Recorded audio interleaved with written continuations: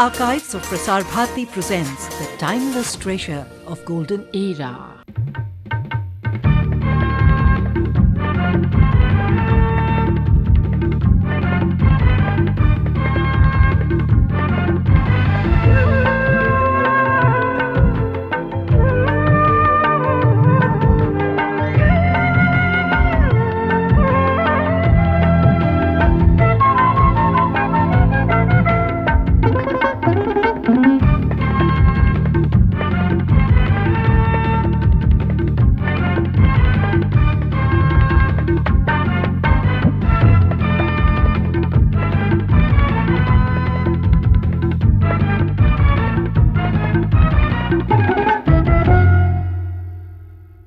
It was Shelley who once said that power is like a desolate pestilence that pollutes everything it touches.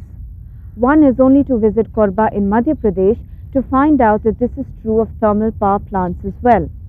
The price of power in the absence of environmental safeguards is a heavy one and paid for by residents of that particular town and surrounding villages.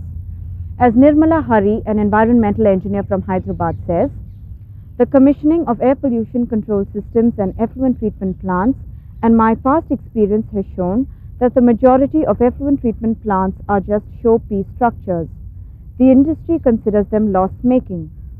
Shonar Joshi visited Korba to find out that this was appallingly true.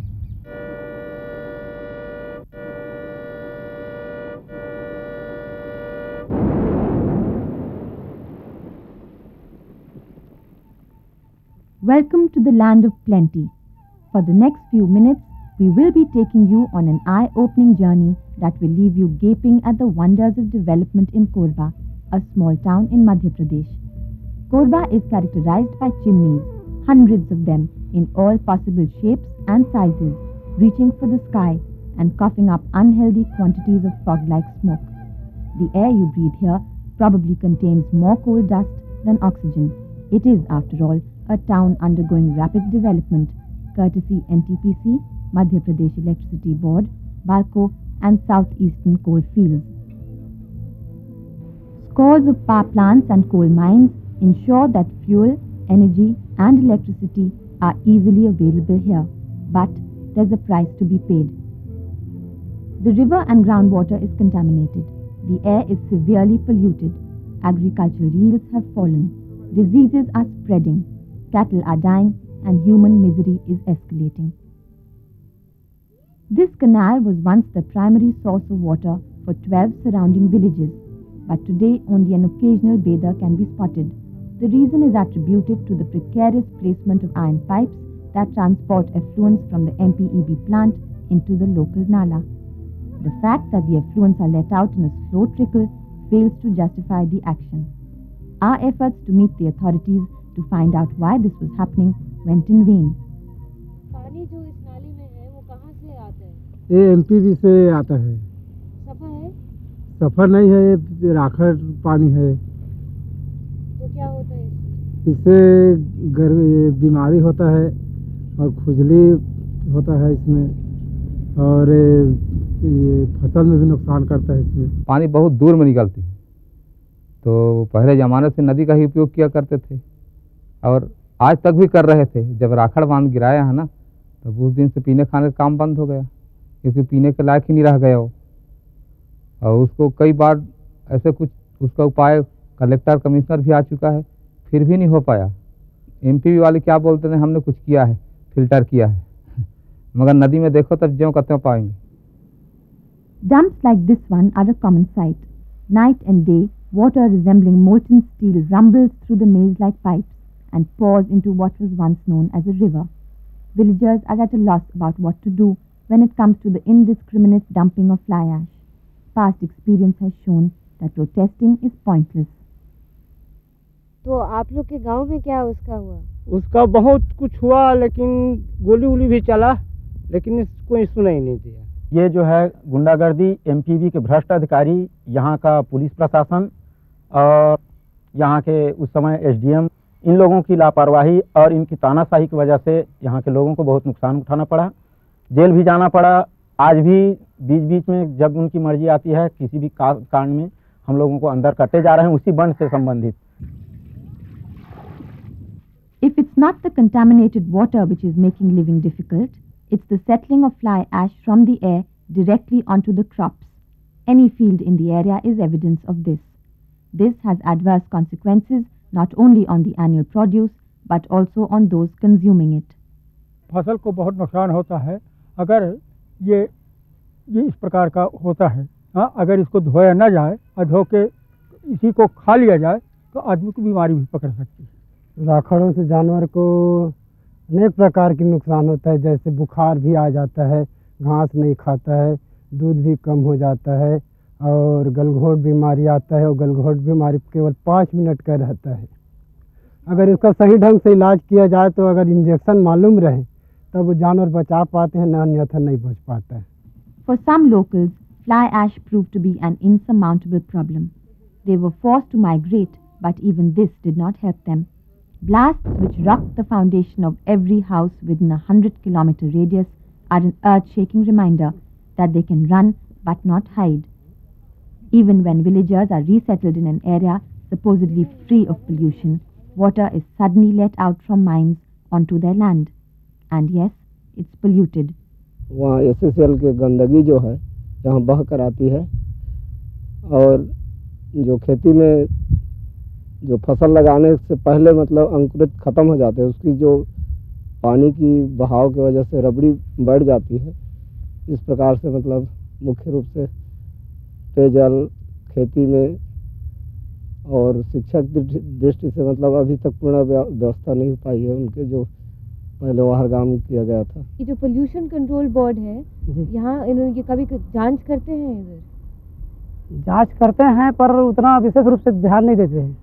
तो लेकिन कभी उन्होंने कहा है कि जो पानी है वो गंदा है? ऐसा कुछ नहीं हुआ है। किस वजह से आप सोचते हैं कि नहीं पकड़ा गया है? वो सब पैसे में बिके हुए हैं, मैनेजमेंट से पैसा लेते होंगे तभी तो नहीं पकड़ते ना। Desperate complaints have fallen on deaf ears. The only time the various authorities meet the villagers is when they want them to vacate land for a new plant. Promises of jobs, a secure life, and new land are always hollow, or at best, qualified. The price of development is paid by families here. They neither receive adequate compensation nor an assured livelihood. इसमें ज़मीन आसमान का अंतर है कि उन्होंने जो बोला था उसके जितने विरोधाभास वो लोग कर सकते हैं ये करते जा रहे हैं। तो उन्होंने ज़मीन तो दिया, बसाहट किया, परंतु आज उसी ज़मीन से हमें निष्कासित करने की फिराक में है, क्योंकि उन लोगों ने जो एमपीवी बालकों ने हमको ये ज़मीन दिया वही बालको जो है नो ऑब्जेक्शन सर्टिफिकेट लेकर के मध्य प्रदेश शासन को दे दिया और शासन जिस तरह से नचा रहा है पूरे बस्ती वाले नाच रहे हैं। We never got a chance to put this to the various authorities in Korba. We were politely told to get in touch with the headquarters of the concerns.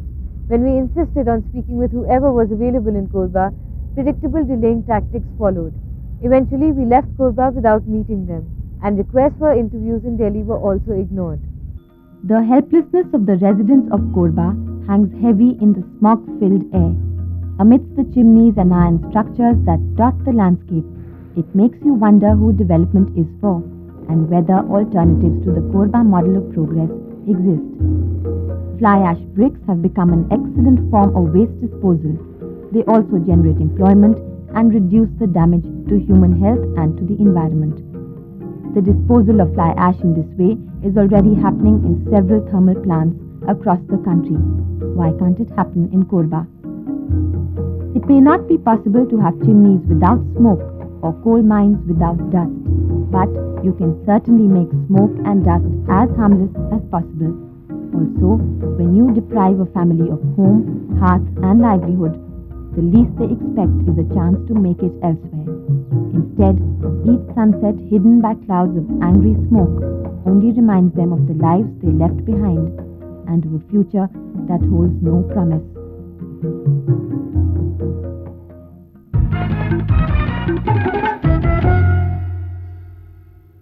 Still to come, how every breath you take in an air-conditioned room isn't as fresh as you thought it was, and how animals hurt or orphaned in the wild now have a place to call home. Each week we get countless letters that point towards how our Earth's lungs are contracting and how our world is slowly throttling itself. Everyday exposure to pollution in our metros is taking its toll on our health and well-being. Until now, those of us who could took refuge in air-conditioned rooms and cars and believed that we were safe in our little cocoon. But recent findings in the United States have shown that air conditioning brings along its own set of dangers that most of us are unaware of. Sneha Koshi reports. So you've managed to hoodwink the blazing sun. Here you are in cool, air-conditioned comfort, breathing in fresh, pure air. Lucky me, you think. I'm safe and insulated from the dirty, dusty, polluted world outside. Well, have you ever stopped to consider that the air inside could be just as bad as the air outside? I was not very sure of it. No, but I never thought in those terms at all. Do you think pollution occurs only outdoors or in an industrial atmosphere? It can take place indoors as well. Perhaps, I'm not sure. Well, neither were we, so we contacted several experts on indoor air quality and the Indian representative of the American Society for Heating, Refrigeration and Air Conditioning Engineering, ASHRAE. There is basically on indoor air quality, there has been widespread agreement that the concentration of carbon dioxide is a good indicator of the quality of the air. So the simplest and the easiest way of trying to assess air quality is to measure the carbon dioxide level. ASHRAE specifies that it should be 1000 ppm, I mean not more than 1000 ppm. Of course, there are moves to reduce it to 800 ppm. I was told the best way to test the quality of air in an air-conditioned space would be to measure the levels of carbon dioxide in parts per million or ppm. For that, I use a very sensitive CO2 monitor which records a constant of 1 if CO2 levels are more than 2000 ppm. Any reading over 1000 ppm would read as very polluted, whereas 800 ppm would be ideal. Let's begin by taking a reading outside. Bookshop split AC 1665 ppm polluted. Airlines office central AC 1695 to 1 ppm very polluted. Pub split AC 1963 to 1 ppm very polluted. Office split AC 1251 ppm polluted. Departmental store central AC 1 ppm very polluted. Bank or hospital central AC 1 ppm very polluted. Shocked? Well, you ought to be. A random sample using different systems show that the CO2 levels are much higher than the standard 1000 ppm. In fact, ASHRAE India conducted a survey in New Delhi and their results were similar to those of living on the edge. For hotels between 10 am to 5 pm, the outdoor CO2 ppm level was between 440 to 650 and the indoor CO2 ppm level was between 960 and 1400. For fast food restaurants, 440 to 650 and 1550 to 2000. For showrooms and stores, 440 to 650 and 1002 to 1460. For hospitals, 440 to 650 and 784 to 1025. For offices, the outdoor CO2 ppm level was between 440 to 650 and the indoor CO2 ppm level was between 1050 and 1340. In order to establish the reasons behind these shocking statistics and pinpoint the factors that control the indoor air quality, we spoke to an AC engineer who simplified the problem. In any building, any high-rise building or any other commercial complexes of a large floor space area which is being controlled externally using an air conditioning facility needs certain amount of minimum fresh air requirement to be given to the area, which if it is not well designed at the time of designing the air conditioning system, the same air is being repeatedly circulated inside the area, which over a period and a very short time becomes stale. The quality of circulated air depends on the design capability of the system. However, in the case of central ACs, most of them have an inbuilt mechanism to provide for a certain amount of fresh air. But the catch here is, if low temperatures are to be maintained, then the fresh air vents have to be shut. Also, more fresh air means a higher tonnage, and that means more power, and finally escalating electricity bills. Let's say you have a 100-ton plant serving a theatre, and if you were to just close a fresh air damper and disallow fresh air to come in, you could switch off one half of the system and you could run the theatre on just 50 tons. So that means almost 50% you cut down your running cost, and the person at the receiving end is the viewer. But what about the mother of all ACs, the split AC? Widely recommended for its aesthetic appearance and efficient working, the split AC is every buyer's dream. People are often advised to go in for it despite its exorbitant cost. Like for instance, people say, "Okay, why should I take a split unit? I mean, I just put a 1.5 ton a unit and be done with it. I mean, so then you go on to window air conditioners, but then there again aesthetics come into play, because if I'm designing an office structure, I wouldn't like to see air conditioning units coming out of the entire structure. Then there is no facade control actually. The whole thing could be ruined. But do architects like Mr. Sriraj know that split ACs, attractive as they may be, only circulate stale air? The question is, do the consumers know this? Are you aware that in split air conditioners, that no fresh air is being pumped into the building? It is just the air existing that is being recirculated? No, I didn't know that. I wasn't aware of this actually. But though fresh air is the single most important element in determining air quality, temperature and humidity control and cleaning procedures are also crucial, because bacteria grows in AC ducts at an alarming rate and is also a pollutant. And that's not all.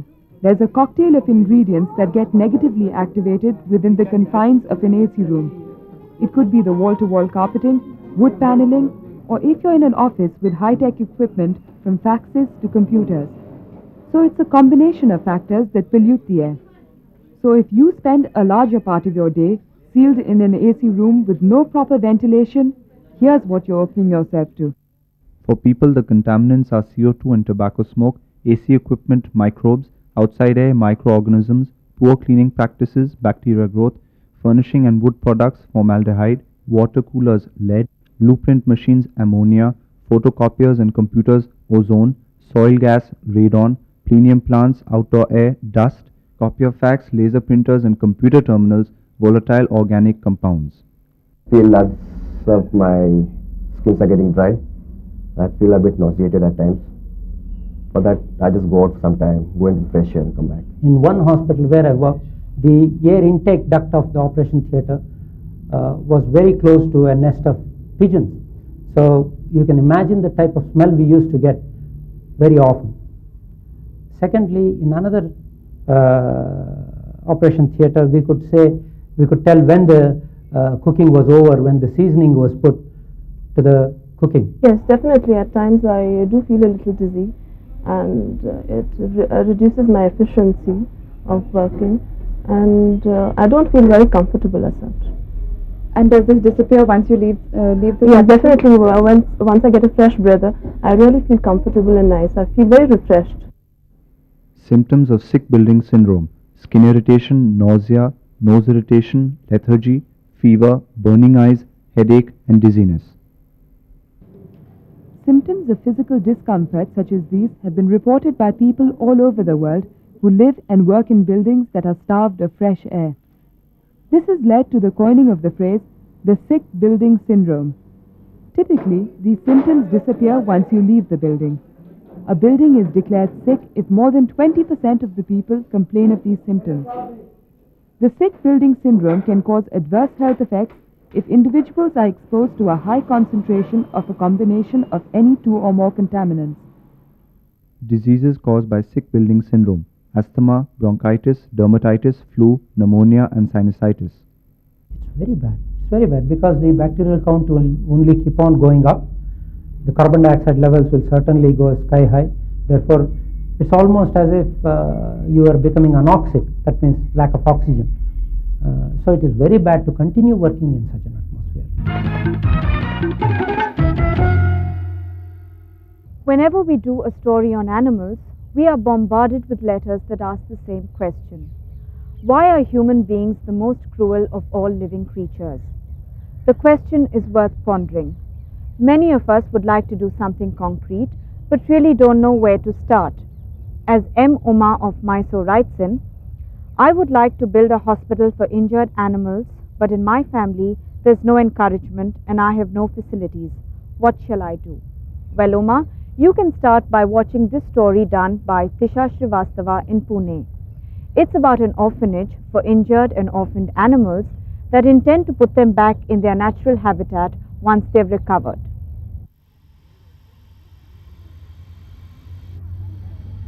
He sounds like an impatient pressure cooker, is a family friend of the Vipers, and can help you choose between heaven and hell in 14.5 minutes flat with a gentle caress of his stinging tongue.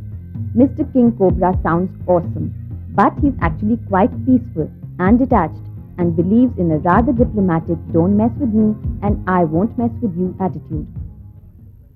In fact, this is just what the volunteers at the Pune Snake Park will tell you about all snakes, that unteased snakes seldom bite. They aren't half as interested in human beings as we'd like to believe.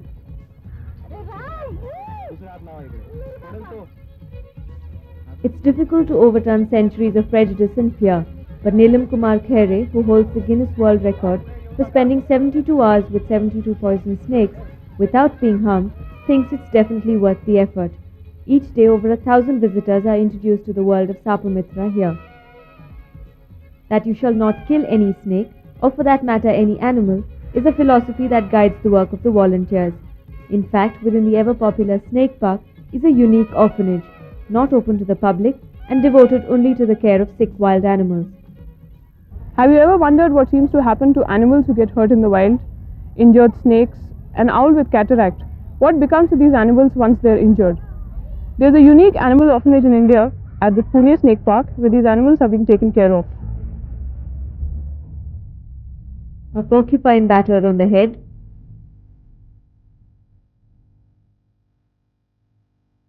a wingless eagle,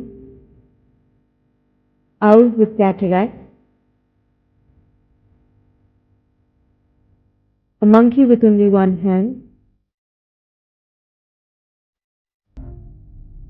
leopard cubs deserted by their mother in a jungle fire.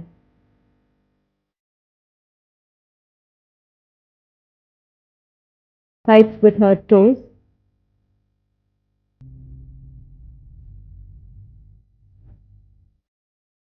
if you're an animal who's hurt and injured and find yourself here, you're sure to be fondled, taken care of, fed and released into your own habitat should the occasion arise. For example, these well-nursed kites have the option of flying away whenever they feel like from their half-open cages. In the absence of Mr. Khere, the Secretary of the Indian Herpetological Society spoke to us about how it all started.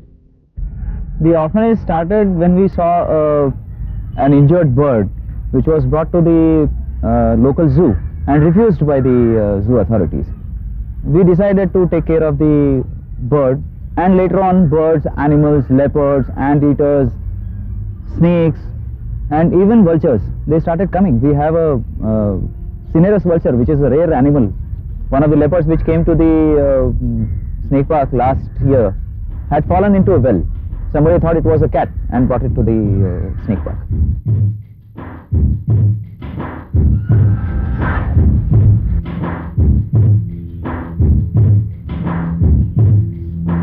What's endearing about the orphanage is that most of the work is done by volunteers. Workshops on treating snake bites and spreading awareness about why Nag Panchami could spell doom for the snakes are part of the park's regular activities. And when you see the fondness the animals and the caretakers so obviously share, it seems worth it not leaving them to become victims of Darwin's theory of survival of the fittest. And considering it's just a few citizens of Pune who've gotten together without any outside help, it's a laudable effort indeed. Injured and orphaned animals who cannot survive in the nature, somebody has to take care of them. There has to be a place where they should find shelter and food. Otherwise, they'll just die. While conservationists mull over mega wildlife issues, here is an example worth emulating of what you can do to help. An untiring citizen's effort worth replicating that seems to run on the motto, to love and to hold till good health do them part.